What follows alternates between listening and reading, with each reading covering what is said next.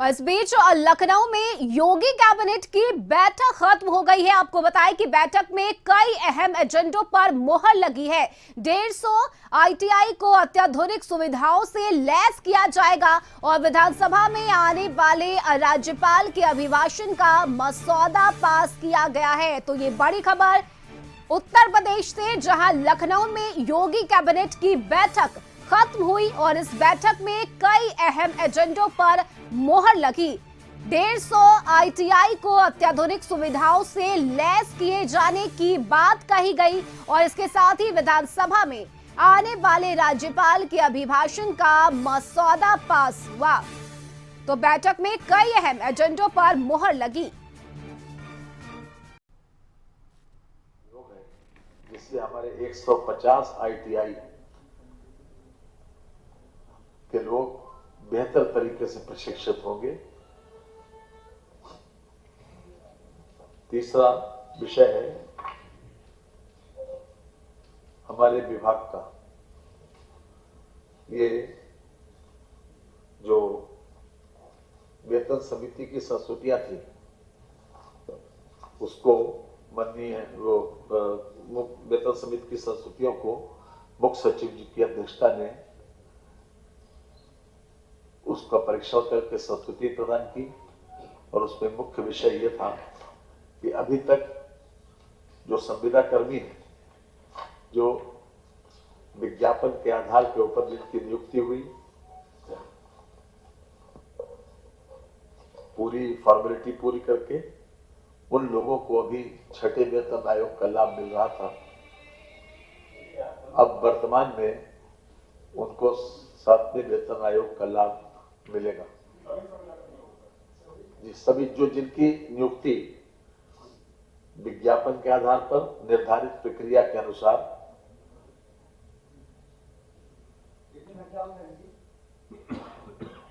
सुन लीजिए पूरी बात, जितने भी संविदा कर्मी हैं जिनकी नियुक्ति विज्ञापन के आधार पर हुई, जो पूरी अर्हता रखते हैं, पूरी चयन प्रक्रिया के अनुसार जिनकी नियुक्ति हुई, उनको सातवें वेतन आयोग का भी लाभ दिया जा रहा है।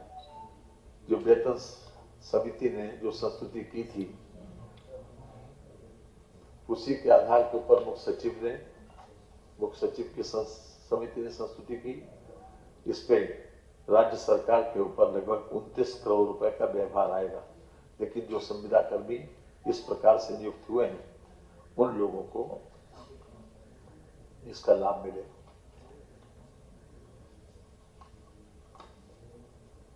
एक्सरे टेक्नीशियन और एक्सरे लैब टेक्नीशियंस के लिए भी अब परिषद का गठन किया गया। ये भी अपने आप में काफी दिनों से प्रशिक्षित इसकी प्रतीक्षा थी।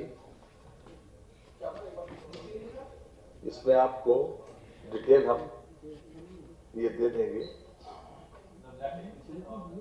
एक्सरे टेक्नीशियन वगैरह के लिए परिषद का गठन हुआ हो रहा है। यह है उत्तर प्रदेश राज्य सेहत तथा स्वास्थ्य देखरेख परिषद नियमावली 2023 को नई बनाई गई है। इसमें परिषद का विशेष रूप से गठन हुआ है।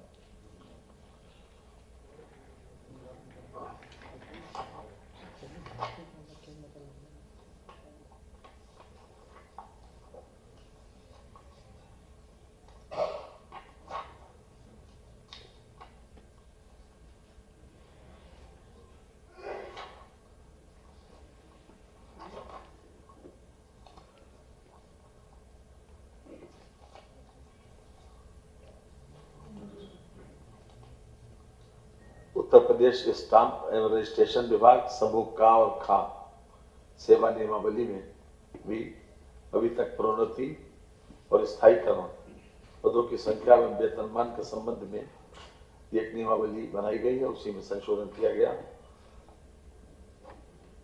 इसका भी डिटेल हम आपको उपलब्ध करा देंगे।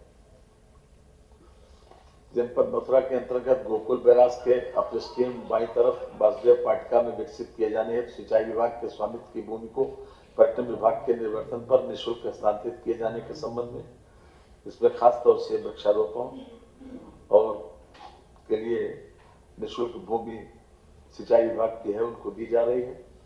इसमें जो स्थल आते हैं उज्जैन मथुरा में वृंदावन, गोकुल, महावन, बलदेव, बरसाना, नंदगांव, गोवर्धन धार्मिक एवं पर्यटन की दृष्टि से विश्वविख्यात स्थल है। यहाँ देश विदेश के लाखों पर्यटक श्री कृष्ण जन्मभूमि पर दर्शनार्थ आते हैं। यहाँ पर जो सिंचाई विभाग की भूमि है उसमें खास तौर से उसको ब्यूटिफाई करने के लिए उसको निःशुल्क ट्रांसफर किया गया। औरैया में रिजर्व पुलिस लाइन में आवासीय और अनावासीय भवनों के निर्माण का कार्य की स्वीकृति आज मंत्रिपरिषद ने दी है। इसमें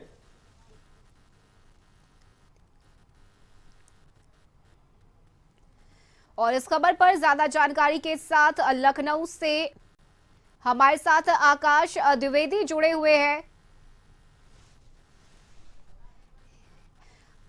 ब्यूरो चीफ आकाश द्विवेदी हमारे साथ है। आकाश, यूपी कैबिनेट की बैठक खत्म हुई और कई अहम एजेंडों पर मोहर लगी है, क्या कुछ जानकारी इस बैठक को लेकर?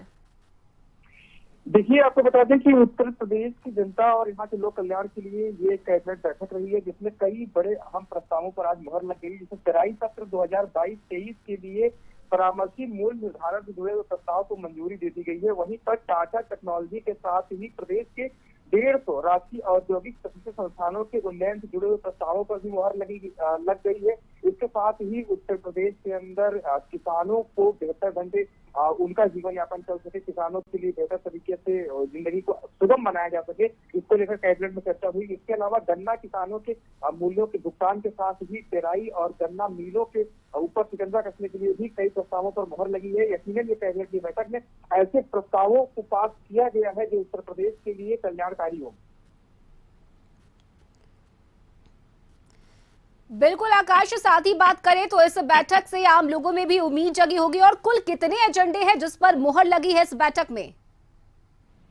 देखिए कि उत्तर प्रदेश की कैबिनेट खत्म हुई है, इसकी ब्रीफिंग लगातार चल रही है। ब्रीफिंग खत्म होने के बाद पूरी डिटेल सामने आ जाएगी किन किन प्रस्तावों पर मोहर लग गई है। लेकिन जो कुछ अहम प्रस्तावों पर मोहर लगी है, जो अभी तक जानकारी है, उसमें उत्तर प्रदेश में स्वास्थ्य देख रेख परिषद नियमावली 2023 बनाने का प्रस्ताव रखा गया था, जिसको इस पर मोहर लग गई है। क्योंकि मुख्यमंत्री योगी आदित्यनाथ उत्तर प्रदेश के अंदर शिक्षा, सुरक्षा और स्वास्थ्य की लेकर इन 3 विषयों को तमाम मंचों से भी कई वादे करते हुए नजर आते हैं और उनकी कैबिनेट इस पर काम करती हुई भी नजर आ रही है। वही उत्तर प्रदेश की स्टाम्प एवं रजिस्ट्री में जो कि 1982 की नियमावली थी उसको संशोधन करने की मोहर लगी। इसके अलावा मथुरा और वृंदावन से कई चीजों को बनाए जाने को लेकर भी मोहर लगी। इसके अलावा सबसे बड़ा जो प्रस्ताव पास किया गया है वो औरैया रिजर्व पुलिस लाइन में आवासीय भवनों से जुड़े हुए निर्माण कार्यों को लेकर भी इस कैबिनेट के प्रस्ताव पर मोहर लग गई है और उनके निर्माण के लिए अब जल्द ही अधिकारियों को दिशा निर्देश जारी कर दिए जाएंगे। बिल्कुल आकाश, साथ ही अगर बात करें तो 150 ITI है जिन्हें अब अत्याधुनिक किया जाएगा, इस पर भी सहमति बनी है इस बैठक में। देखिए, उत्तर प्रदेश के अंदर जब से मुख्यमंत्री योगी आदित्यनाथ बैठे हुए हैं, इनकी 2017 को लेकर आज तक की किसी भी कैबिनेट बैठक को अगर देख लिया जाएगा तो हर कैबिनेट में इनका 2 चीजों का एजेंडा बेहद क्लियर रहा है। सबसे पहला ये रहता है कि शहरी से लेकर ग्रामीण तक के लोगों को इनकी कैबिनेट की बैठकों के बाद, इनके नियमावलियों के बाद उनको लाभ मिले। इसके साथ ही भ्रष्टाचार पर पूरी तरीके से शिकंजा कसा जा सके, 0 टॉलरेंस की नीति भ्रष्टाचार पर अप्लाई हो, इसके लिए मुख्यमंत्री लगातार सजग है और उसी को लेकर इन सारे प्रस्तावों को मोहर आज दे दी गई है। जी बिल्कुल आकाश, आप अपनी नजर बनाए रखिए, हम आपसे लगातार अपडेट लेते रहेंगे। फिलहाल बहुत बहुत शुक्रिया आकाश आपका तमाम जानकारी के लिए।